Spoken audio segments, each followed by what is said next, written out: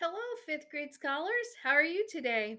We have just finished a story about survival on an island. We saw how important it was the characters worked together in order to survive.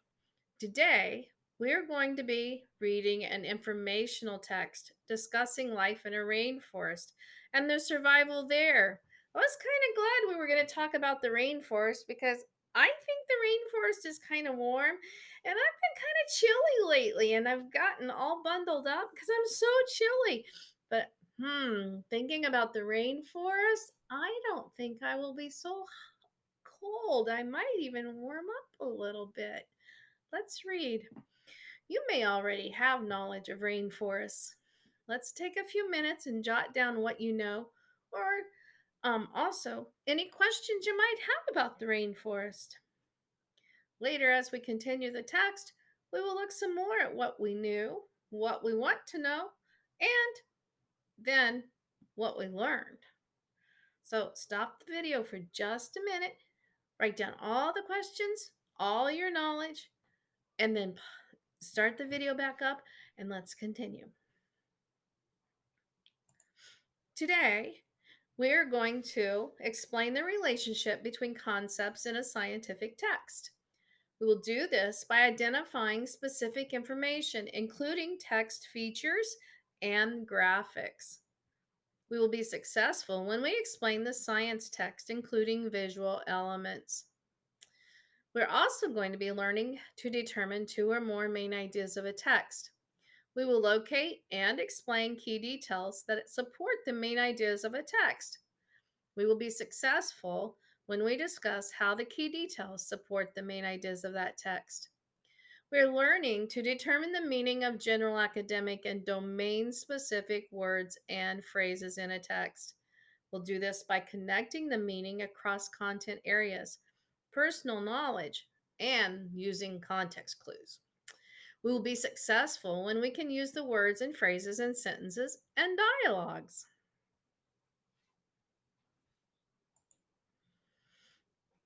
Our vocabulary is discussing decomposers and organisms. When we look at root words and then prefixes or suffixes, we can use that information to determine the new word. Let's look at the root for decomposers. Decomposer is a noun. The root word is compose, which means to make or create.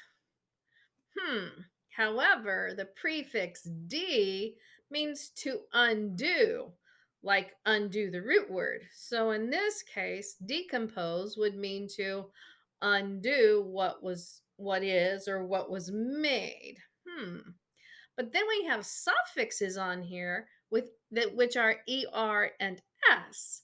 When we add that, then we're making decomposers to be the ones that are undoing what is or what was made. Now let's look at our second word, organism. It's a noun also. It's a thing.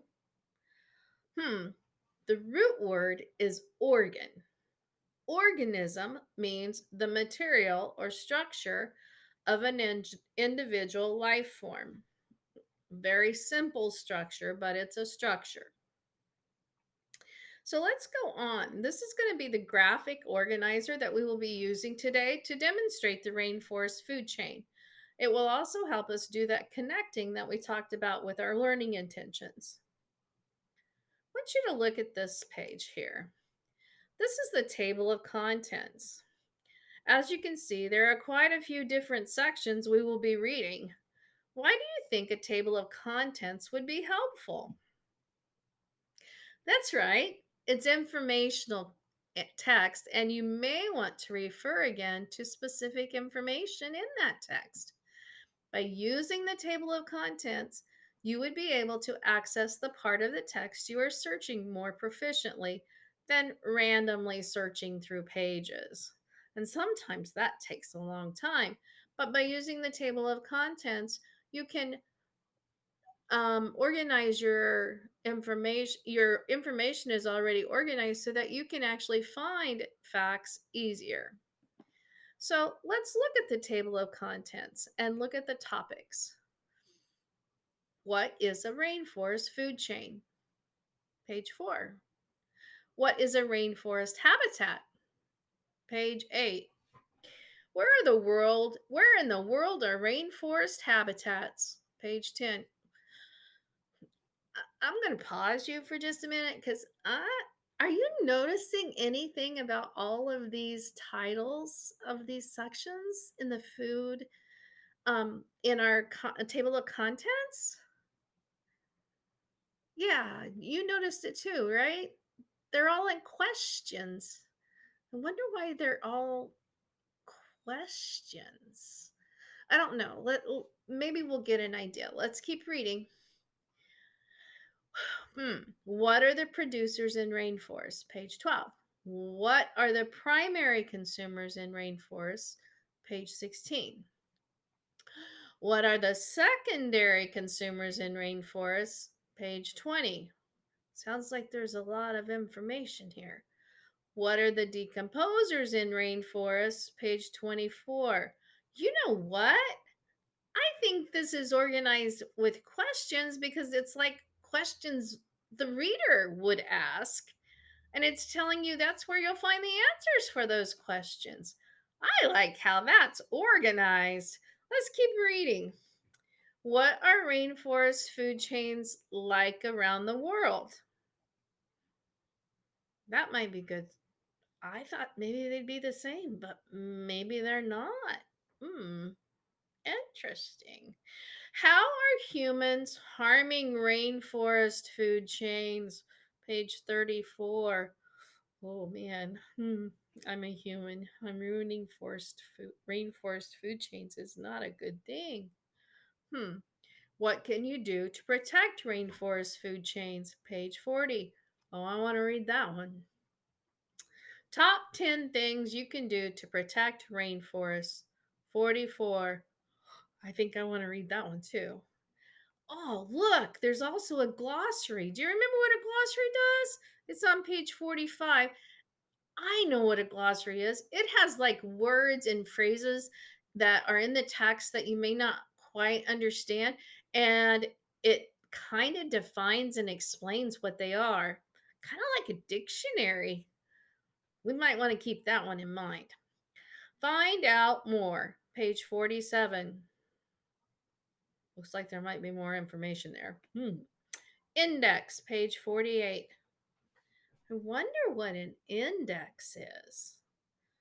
We're reading the table of contents and we discussed what a glossary is, but what's an index? I think we're going to find out. Let's go on. What is a rainforest food chain? The warm, moist Amazon River basin is home to the world's largest rainforest. Part the dense vegetation, plant life, and take a peek. Thousands of different plants and animals live here between the damp ground and the treetops. On the forest floor, a millipede munches a leaf. Soon, a furry brown wolf spider inches closer. It traps the millipede and gobbles it up. Suddenly, a brightly colored toucan leaves its treetop perch. Toucans mostly eat berries and seeds, but today it spies the wolf spider and glides down toward it. The toucan snatches the spider in its beak and swallows it whole. When the toucan dies, decomposers such as bacteria will break down its body. Decomposers break down dead plant and animal material. This releases energy back into the water and soil. Soon, other living things will take in that energy and the process will begin again. Look, it's an orangutan. An orangutan crouches in dense rainforest vegetation. Look at there. It's kind of cute. Let's read on. So, based on this page, what is one of the decomposers? That was one of our vocabulary words, right? That's right. Bacteria is a decomposer. I can also look at the sentence that says the decomposer bacteria breaks down the body of the dead toucan. It sounds like decomposers are pretty important in the process. Let's find out more. Food chains. Oh, look, that's not in a question form. Hmm. This process is called a food chain. A food chain shows how energy moves from one organism to another. An organism is any living thing. Energy moves from one living thing to another when one organism feeds on another. Sometimes this process is shown using a food chain diagram. A food chain diagram has a series of arrows. The arrows show the flow of energy. Energy flows from the food to the animal that eats it. For example, in the rainforest food chain to the left, the arrow leads from the figs to the sloth, from the sloth to the jaguar, and so on. Oh, I want to look at the food chain and look at that how it does it. The figs are eaten by the sloth. So the sloth gets the energy from the figs. And then the jaguar eats the sloth, and the jaguar gets the energy from the sloth. And then the jaguar dies later, and bacteria feeds on what is left from the jaguar or its prey. Wow, that's a pretty cool food chain. This food chain diagram shows, I can't read it, it's blocked. We'll come back to that in just a minute. Let's go to, there it is. This food chain diagram shows how energy moves from one organism to another. Well, that's what we read about, isn't it? Wow, I like how that example helps us understand what the text said. It kind of just shows the same thing, but yet the visual helps me understand it better. Let's look at the last paragraph. Each link in a food chain is important. When something happens to one link, it affects the entire chain. Although humans have done much to harm rainforest food chains, they depend on them too. It is important that humans start working to protect Earth's rainforests. Let's go on. What are the parts of a food chain? Oh, guys, look, it's another question. That means it's going to tell me the parts now. This is exciting. Let's keep going. Producers. Producers are plants. Plants use light energy from the sun to produce food. A consumer cannot make its own food. Consumers eat plants, animals, or both. There are three types of consumer. A primary consumer or herbivore eats only plants. Carnivores eat only animals. And omnivores eat both plants and animals. Carnivores and omnivores are also called secondary consumers. Oh, I know why they're called secondary consumers. It's because they're the second ones on the chain. Like the sloth and the jaguar are second. The jaguar is a secondary consumer. The sloth is the primary consumer because the fig is not a consumer, it's consumed. That means it's a producer. I get it. Let's go on. Decomposers help release energy for producers. This frees up energy for the food chain process to continue. Decomposers feed on matter that is decaying or breaking down. You may have heard the terms predator and prey. A predator is an animal that eats another animal. The prey is the animal that is eaten. Food chains include both predators and prey. Can an animal be both predator and prey? It says yes. An animal might have two different roles in a food chain. Sometimes it might be a predator and eat smaller animals, but it might become prey when an animal higher up on the food chain eats it. One animal also can have a place in several food chains. Let's look at the caption. It says, energy in this food chain begins with a producer, the fig, and ends with a decomposer, bacteria. I am assuming then that the sloth is a herbivore and the jaguar is carnivore, eats meat. Hmm, that makes sense. Let's keep going.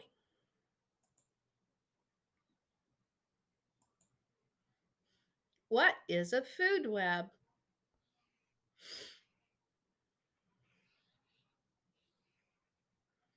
Food chains only tell one part of the story.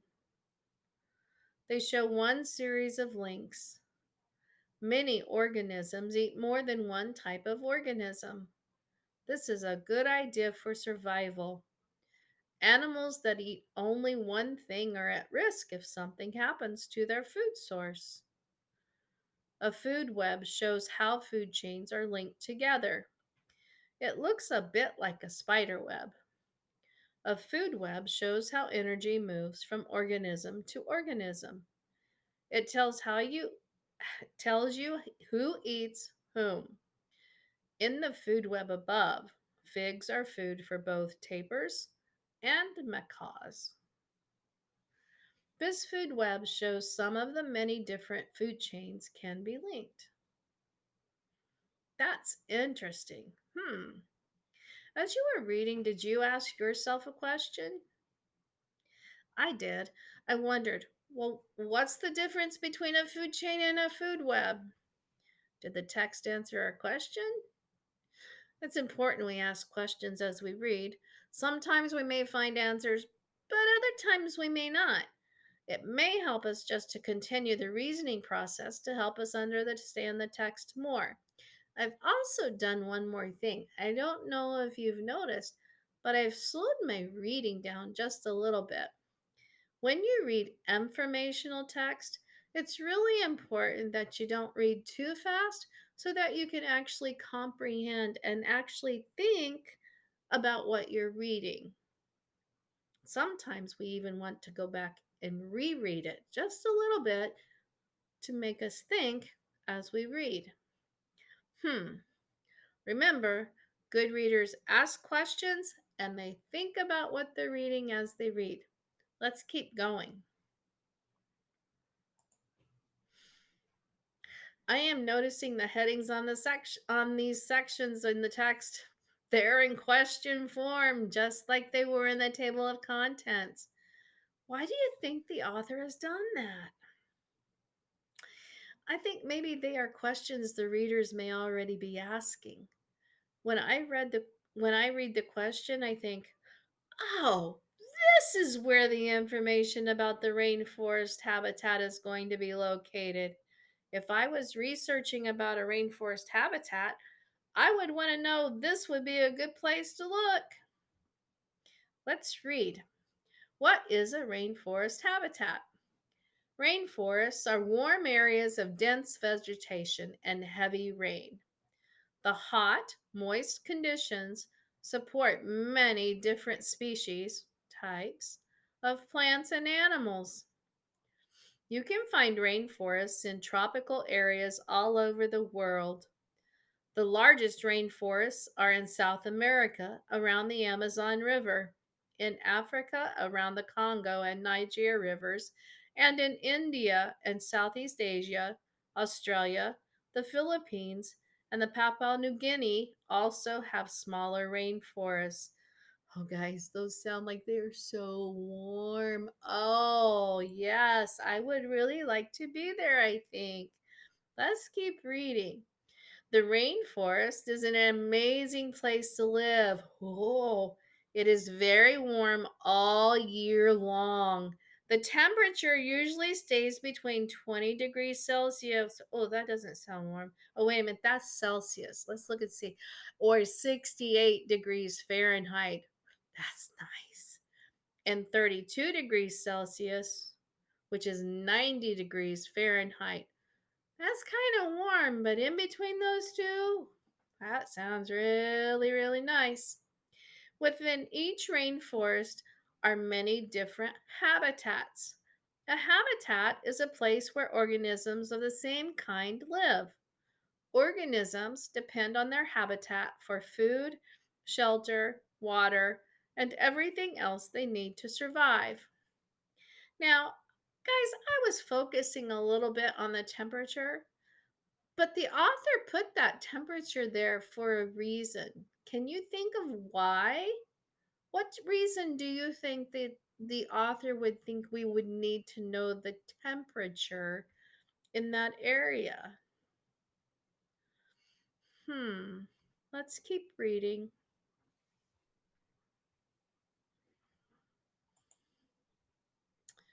The Krupp National Rainforest in Cameroon sustains a wide variety of organisms. That looks pretty. Hmm. Oh, they must have taken the photograph from the air. Pretty neat, huh?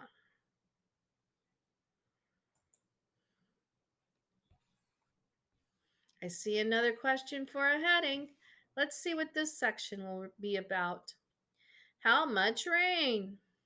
Between 150 centimeters or 60 inches and 1,000 centimeters, 390 inches of rainfall in rainforests each year. Wow. That must be why it's called a rainforest. That's a lot of rain. Red and blue macaws rest on the branch of a rainforest tree. Do you think the macaws like the rain?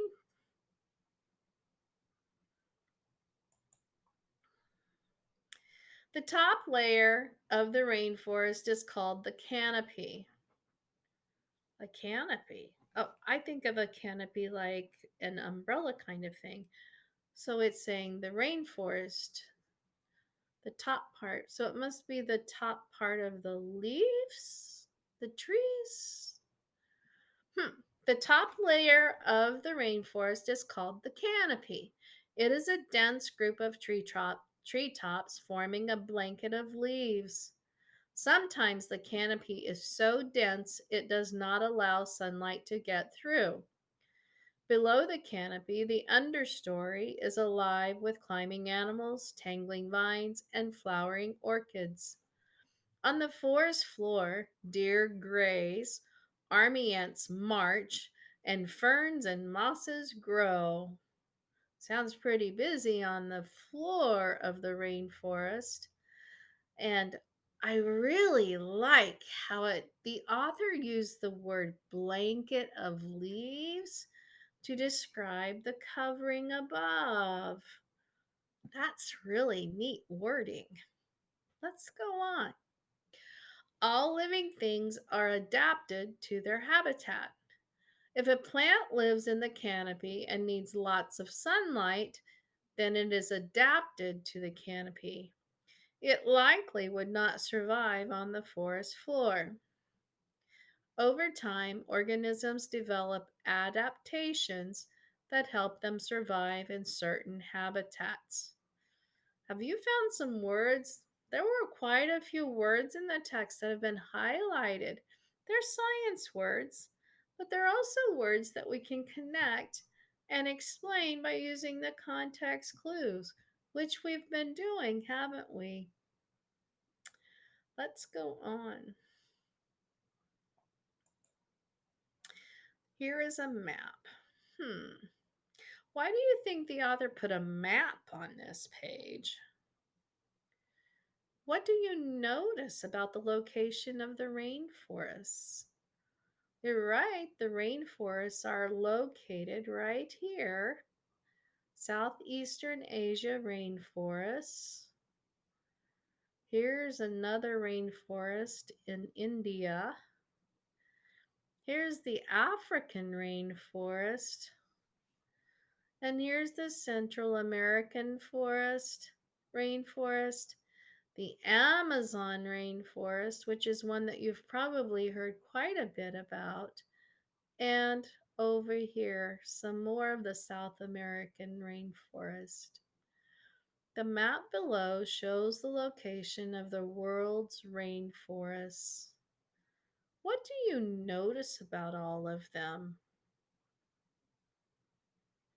They're kind of in the middle of the map, aren't they?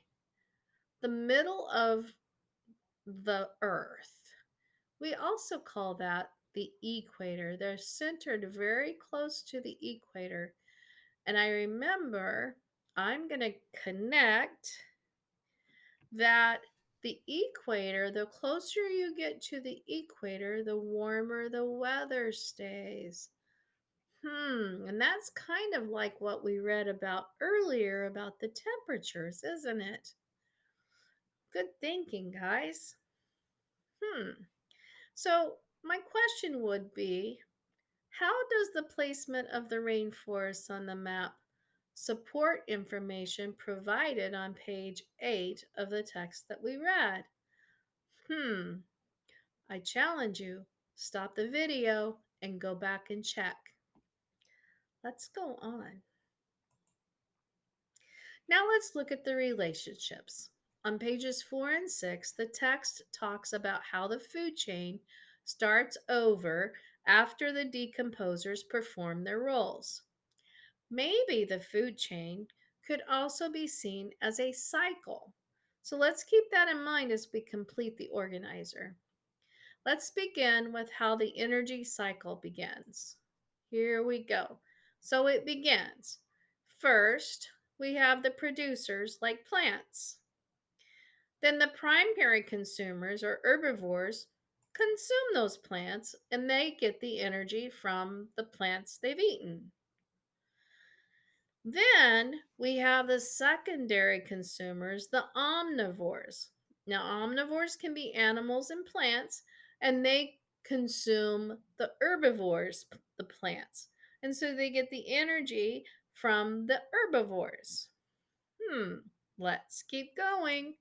But there are also secondary consumers that are carnivores. They eat only meat. And so they get their energy from consuming the animals of the secondary consumers, omnivores. Let's continue. There are some more secondary consumers, but they could be predators. They could also be prey. Hmm, they get their energy from the carnivores. And then any organism that dies is food for decomposers. And the decomposers break down the bodies and return them to the environment. And it's back again, and the energy cycle starts all over. Wow. So, food chains move energy from one organism to another. Did you see how the energy went from one to the next? Yes, good job. So, remember when you wrote earlier about what you knew about the rainforest? Did you find any new information after we read the text today? Good. Did that information make you ask more questions? If so, write those questions down and let's see if we find more answers the next time we read. Your assignment today is to use each vocabulary word in good sentences. Draw a picture to represent each vocabulary word. Think about our text and you can go back. Think about what a decomposer is. What could you draw for a decomposer? And what is an organism? And draw a picture of each. Then I would like for you to do the writer's response. Write an opinion paragraph agreeing or disagreeing with the following statement. Organisms within a rainforest food chain are interchangeable. Do you agree with that statement or do you disagree? Write a paragraph. Use examples and facts from the text to support your reasoning. Well, fifth graders, you have done a great job today. You are using your questioning skills, you're connecting concepts to scientific text, and you're using great reasoning skills as you read. Way to go! I'm proud of you. I'll see you next time.